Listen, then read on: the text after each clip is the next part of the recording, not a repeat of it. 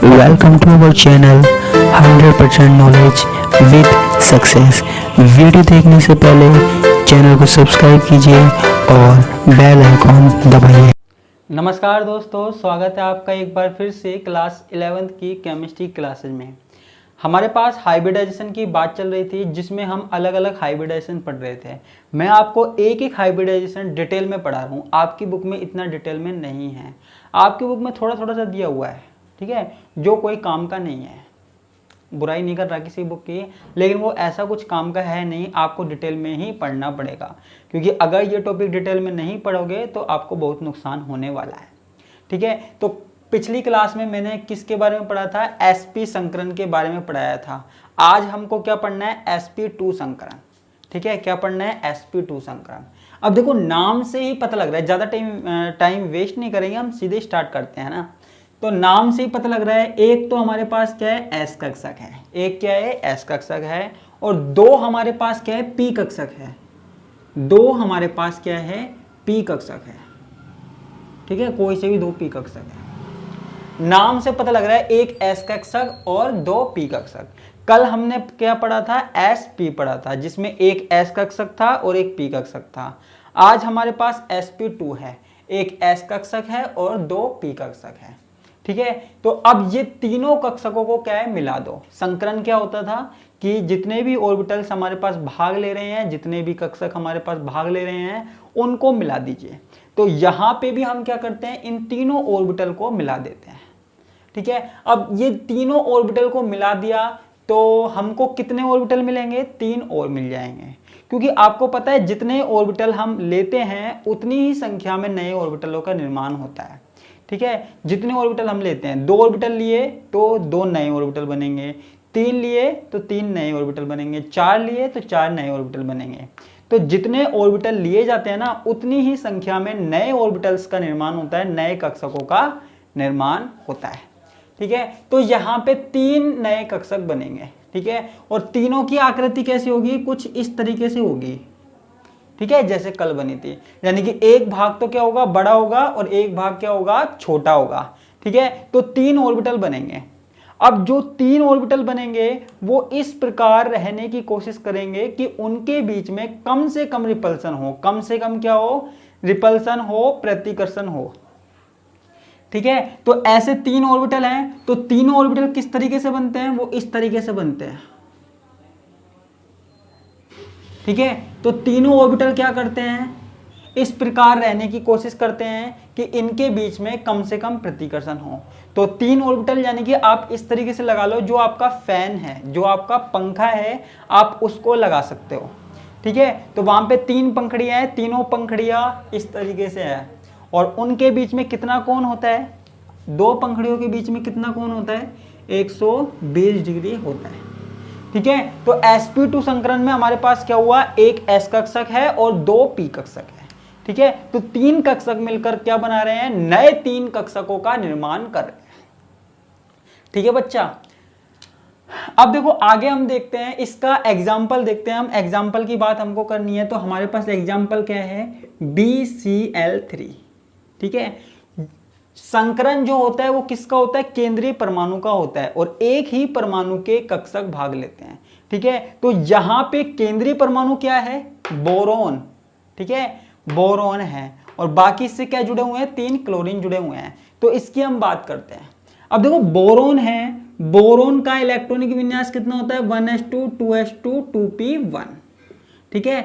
s कक्षक में कितने electron है? 2। हमें सिर्फ बाहर वाले कक्षकों को लेना है। और p वाले में कितने इलेक्ट्रॉन है? हमारे पास 1 इलेक्ट्रॉन है, ठीक है।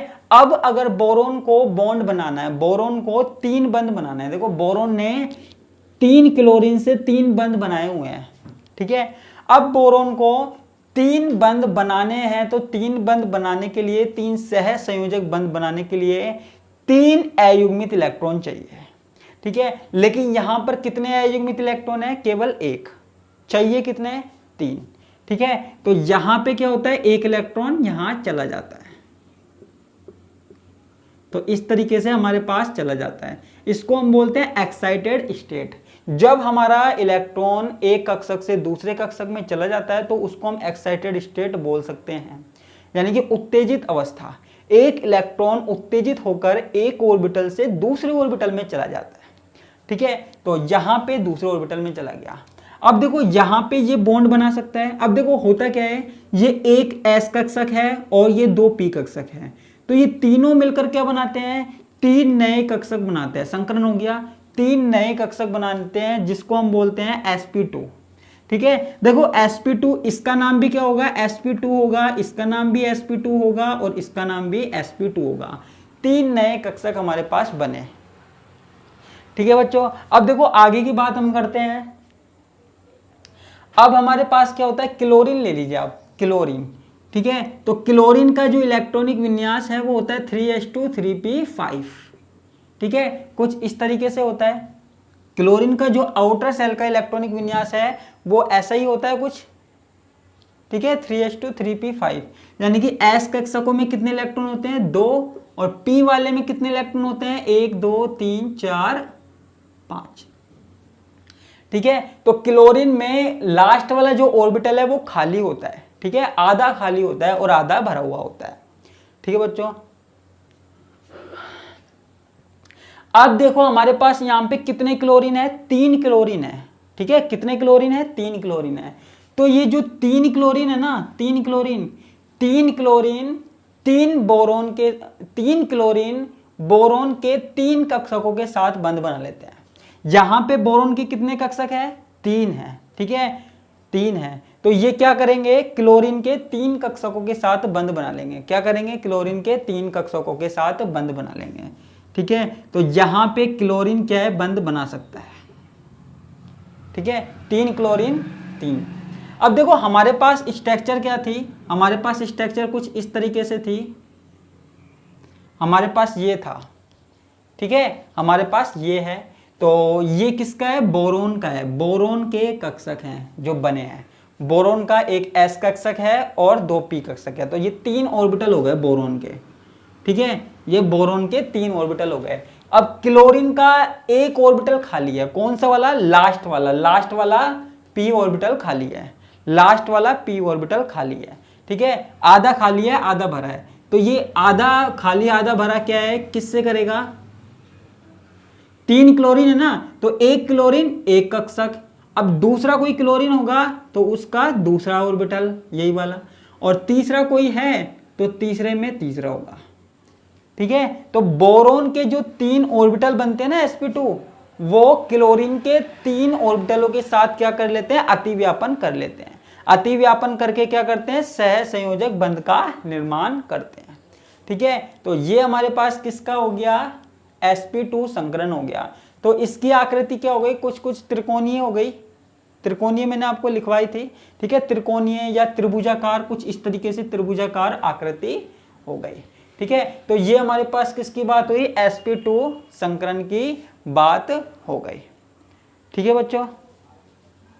ये हमारे पास क्या हुआ, एक एग्जाम्पल हो गया। उम्मीद करता हूं आपको समझ में आया होगा। देखो सारे नियम वही काम में आ रहे हैं। अगर आपको ऐसा लग रहा है कि इसमें कुछ अजीब सा है तो आपको पहले नियम देखने पड़ेंगे। अगर कोई सीधा आया इस वीडियो पे, बिना नियम को पढ़े हुए कोई इस वीडियो पे सीधा आया है तो उसको समझ में नहीं आएगा, पहले उसको नियम पढ़ने पड़ेंगे, ठीक है। तो पिछली क्लासेज में मैंने नियम पढ़ाए हैं। अच्छा एक बात और, अगर किसी को क्लास ढूंढने में प्रॉब्लम आ रही है, वीडियो ढूंढने में प्रॉब्लम आ रही है, तो मुझे कमेंट में लिख दिया करो, मैं आपको बता दे करूँगा कौन सी क्लास कैसे मिलेगी।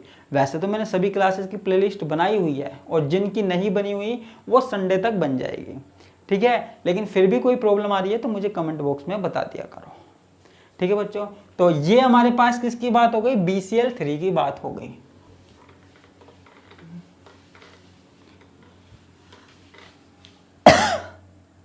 अब अगला संकरण पढ़ते हैं, अगला हाइब्रिडाइजेशन पढ़ते हैं। तो अगला हाइब्रिडाइजेशन, वैसे तो हम sp2 संकरण पढ़ रहे हैं, तो इसमें जो उदाहरण लेते हैं अगला वो कौन सा है, CH2 डबल बॉन्ड CH2, ठीक है। जहां पे 2 कार्बन परमाणु हैं तो हमें दोनों का संकरण देखना पड़ेगा, ठीक है, दोनों का संकरण देखना पड़ेगा। कार्बन का इलेक्ट्रॉनिक विन्यास क्या होता है, 1s2 2s2 और 2p2, ठीक है।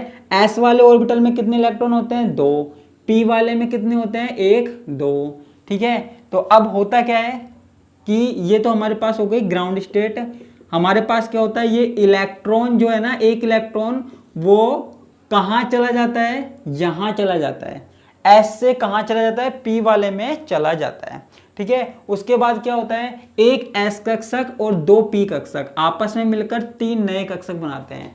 ये एक एस कक्षक और दो पी कक्षक आपस में मिलकर तीन कक्षक बनाते हैं, जिनको हम क्या बोलते हैं, sp2। ये भी sp2, ये भी sp2, ये भी sp2। ठीक है, तो तीन ऑर्बिटलों का निर्माण यहाँ पे होता है, तीन कक्षकों का निर्माण होता है। ठीक है, अब आप ये देखिए यहाँ पे कार्बन कितने हैं, दो कार्बन है। ठीक है, दो कार्बन है, तो दोनों का क्या होगा, अलग अलग संकरण होगा, अलग अलग हाइब्रिडाइजेशन होगा। इस वाले कार्बन का भी क्या होगा, sp2 होगा, इस वाले कार्बन का भी sp2 होगा। तो हमें दोनों की आकृति बनानी है। ठीक है, क्या करना है, दोनों की आकृति बनानी है। ठीक है बच्चों, अब देखो दोनों की आकृति हम बनाने की कोशिश करते हैं। हम थोड़ा सा sp2 संकरण में क्या होता है, ठीक है, sp2 संकरण में क्या होता है, ये पंखे जैसी आकृति बनती है। मैं इसको कुछ इस तरीके से बना रहा हूं। ठीक है, पंखे जैसी आकृति बनती है। ये तो है एक कार्बन का, ये है किसका, एक कार्बन का। ठीक है, अब एक कार्बन से क्या जुड़े हुए हैं, दो हाइड्रोजन जुड़े हुए हैं। तो पहले तो मैं दो हाइड्रोजनों को जोड़ दूं। ठीक है, और दूसरा कार्बन है, दूसरा कार्बन भी हमने इस तरीके से जोड़ दिया।